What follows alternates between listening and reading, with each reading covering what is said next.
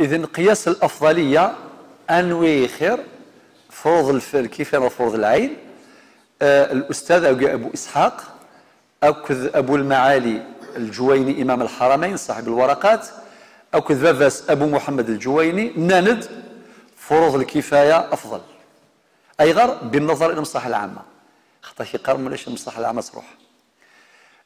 ولكن الجمهور لا، جمهور الفقهاء أن فروض العين أفضل من فروض الكفاية في كذا أسباب. منها السبب الأول فروض العين مفروضة على العين، ربي لك ظل انتهى يكفى ووال.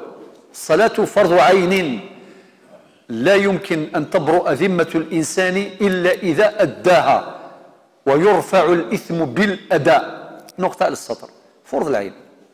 سأل الحجة النظام يقارن من حرز فروض العين أو تسيقادا كارا غير سوا فروض الكفاية، ولكن ما خليت نسوا سوا. خطر بين أقيموا الصلاة ودينا راه صلي كان كيسمى خدم الحركات، خاطر ممكن تخدم شغل سبور يخدم 2 4 ركعات كارني تمكمل. مي ربي أقيموا الصلاة، أقيموا من القيام يعني. بعد تظليت تنهى عن الفحشاء والمنكر. إن مشد أنت إن الصلاة تنهى عن الفحشاء والمنكر. العلماء نند من المنكر ترك فروض الكفاية. من جاك الحرفة ثقيل نخدم الباطل ولا ما يفهم تقول الخدمة مين خدام، خاطر غنزال سيدي الجامعة رويضة سيدي في الظلة ونفرط هذيك السنة ولا رمضان ولا الحج نخدم كلش. ولكن فروض الكفاية تعطلت. إذا أقمنا الدين، ربي سبحانه أن أقيموا الدين أمرنا بإقامة الدين. إقامة الدين كي السفت ذي إلا قد يفد دار نساعد سميم ذي وشو لنا غتفض بالك تاخذ ميكنا كذا الور العبادات كيفاش تزال مي خام والو وردي قطو مثلا صرغا تريسيتين غاسمي سلامبول تريميس والو إقاح صفر. ثلاث لا يفك الشغل ستين بلاك ولكن تسعى المعنى يعني إنا شو بس يوم بقشيشين غابة بس كل ما سيقارن في القادرة إنس أكرم الإنا وكذا ستير مية ضرسيني إلا قلت تجرى والو وطبعا من السنة هذا القرآن كرم الصحن وكذا أسنين يسبب بس كي يهضر ربي فذاك يعتسف يبوي دايم تيدي قطون تيدي قضان تيدي خدمان الشيء اللي ثرت كان الماكلة روح خدمة فذاك من بعد كرم الصحن كيلي ياسين كتساوي الشهادات كرم ذاك مفهوم الإكرام الصحن معناتها ماشي استهزاء بالسنة حاشا ماشي هذا هو المقصود. في غادي نيغ الثكوال فقه الأولويات من فقه الموازاة. لذلك بدين النبي عليه الصلاة والسلام من يريد الله به خير يفقهه في الدين. الفقه إذا قاسوا فقه الأولويات إذا قاسوا فقه المقاصد فقه الموازاة في ياك هذه لينت باش نحقق هذا الفقه. هذا حديث صحيح يعني معاوية بن سفيان رضي الله عنه تاخذ صوضا حديث في البخاري من يريد الله به خير يفقهه في الدين. لذلك ندب لي الجمهور ند فروض العين هي أولى وفروض العين تؤدي إلى صون فروض الكفاية. معنى أداؤنا لفروض العين يصون فروض الكفاية. ما نخدم فروض العين كي يواثا تسي كذا كالا غي السيوظن باش أنحرزك الحرفة ثقي في نهضر فروض الكفاية ككل. يأتي شخص ويسلم مادام نصلي وكذا نعرف بلي رد السلام فرض لكن على الكفاية إلى بعضنا يرد السلام وإذا أداه البعض سقط الإثم عن الباقين. وكذلك صلاة الجنازة ليست فرض عين تصلي الصلاة الفرض الظهر العصر كذا عين ولكن الجنازة لا ماشي اوبليجي صافي قال يحبس كلش تسجل ليك وتستاقني كلش خاطي فرض كفاية أخويا. لذلك بعض المحاسبات تقع بين الناس لجهلهم بهذه الشيء يدخل خدمة يشوف السمحارة 100 كيلو من كاين إلى قد صل إنسان الجنازة الدرس أحبس كلش يحبس إلى قد مثل كل سن ياكل مفهوم تكون تسمى حاسب حسابها معليش تعرفي تقرز النظام وكذا ماذا غادي يشوط الميزان الشيء ما تخدموا الخدمة يشوف زرعك كي عين ربي ولا ماذا الخدمة خدمي الدارث أكينية ودا خدام خلصيت مش تحضر دارا ماشي كي غتحضر شيء حضور عيني ماشي حضور عيني. ولذلك لذلك قال تاج الدين السبكي فروض الكفاية إن فرض الكفاية مهم. أخيرا إند يبذل غدي مسألة مهمة، ويتعين بالشروع على الأصح. شفام يونواس نهضر في النافلة. النافلة نافلة صيام التطوع، يلا مثلا بدا يوزم صيام التطوع الاثنين يوزم الميز الوحده يمقري ذي مثلا سيده تفطر ذا الساقي غوري بالسفله شحال تراجو كذا كذا كذا يستحانا كذا يروح يفطر التطوع يوسنا في يقضون وفي الطيار تطوع ذاك يختلف الفقهاء فرضا مش اختلاف مشروع صيام النافله ولكن يحرجيك نقبلك في التمغران او المناسبه او يساميك الشاهد تحضر ذي تمثالت فرحنا وكاين قات تشماك وكذا كنت محرجا في الشاهد. صيام التطوع اذا كان الانسان فطر ما يفطر، هناك من العلماء وعلى راسهم المالكيه قالوا يتعين بالشروع تفضيض كملاز واستدارة مالقري النافلة إما تتشيض رفعا للحرج أتقضض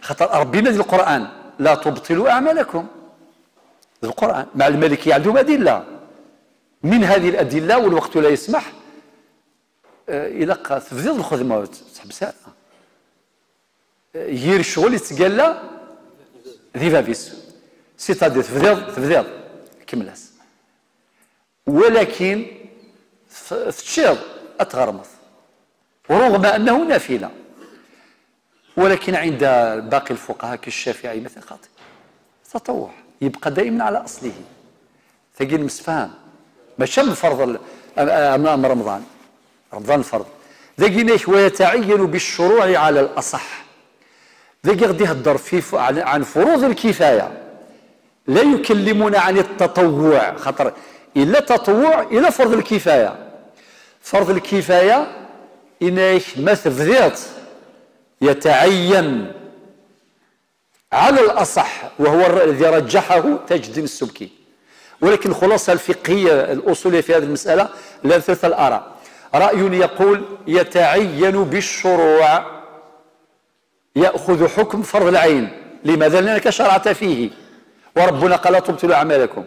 ورأي آخر يقول لا يبقى على الكفاية فرض كفاية ولو بالشروع ممكن توقف أتحفظ هذه قيمة جوه فرض كفاية. رأي فقهي آخر فرق بين أمرين إنقاذ الغارق يوني غرق ديال البحر يكوماسي دي تسوغوا دي قارو سكور نكون نسوالي اسكو كاين المال اللي غنكشم لا سبحان الله. شوف الأصوليون إن يتعين في حق المتقنين أنا عاميه ما إلا كنوي ذي 5 السنة تعوم من ديال البحر كنوي ضبر في قرينون كنوي دي سلكن خاطر نكون ما نكشم تصوم شغل وايض يعني ونكشم كان كاين يا سكور ذي الفايدة وين مو نكشم مالا صح ولا ذي الفايدة نون مو نكشم مالا ما نكشم هي تسوغيون ولا نتسوغياكم. دقيقة جدا ذي الميزان يتعين في حق المتقنين صنض الشم ذي شي قالت الشم ماشي كيحاسب ربي ما يغرق وينا يوم القيامة كيحاسب ربي باسكو الزمرض أثيد السلكض شو السلكض راه وربي ناد ومن أحياها فكأنما أحيا الناس جميعا. زرم البخاري في صحيح في كتاب الديات شوف مليحة باب يخدم ومن أحياها يجبريه نسي الآية رقم الحديث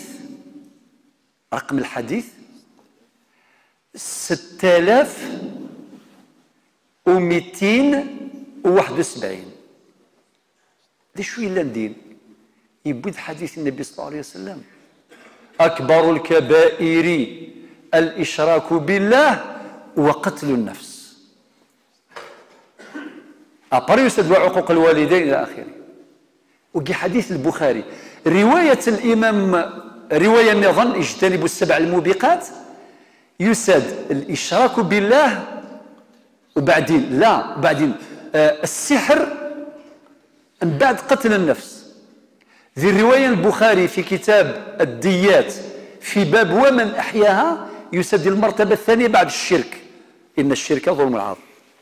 أي غير شو داو كيرت مسالاكي باش يكون ديني بالليل هاو بنادم مني ما إلا تشمض ذي البحر أثيد السلكاو أما السعديك أما كنت صوفي ذاك ليمانيتي ضربي ديننا كان إذا من قتل نفسا بغير نفس أو فساد في الأرض فكأنما قتل الناس جميعا ومن أحياها فكأنما أحيا الناس جميعا. لذلك صدق الإمام البخاري مي يخدم العنوان قال الباب اسمه ومن أحياها. سبحان الله. لذلك هكذا قالوا. ذي الاقتصاد سيدنا يوسف تزكية لا تجوز، ولكن كاين ذي شكر مانيس خاطي ميلا انت اندي لا قد شكر ذيمانيك السعوديون نهار طوموبيل اي فور ذفل كريس لي فيراج ويسين هاك مورث النغاب كساس الفوناس كاين نهار نداي تيك سنا خيري وين ويسين هاك مورث النغاب لا وسقروا الغار ذا تستحي غام كاسينيغ وزكي نفسي لا تزكوا انفسكم زكي نفسك سلك راسك تسلك اتجغص خصل ما تيقال بعيد الشر يضرون. لذلك سيدنا يوسف علمنا هذا كما في القرآن. أشو سنين هذه الأزمة الاقتصادية ثم قرات كريز ثم قرات إن اجعلني على خزائن الأرض إني حفيظ عليم. والله سيدي وسوسوا القرآن هذا يحكي مع إنقاذ للأمة. نعود مرة أخرى إلى فرض الكفاية. مازال شوية طباوة الذي كمل فين عن فرض الكفاية الدرس دي الدون ما يرضى ربي جاون ثلويث أرث ميليث. السلام عليكم.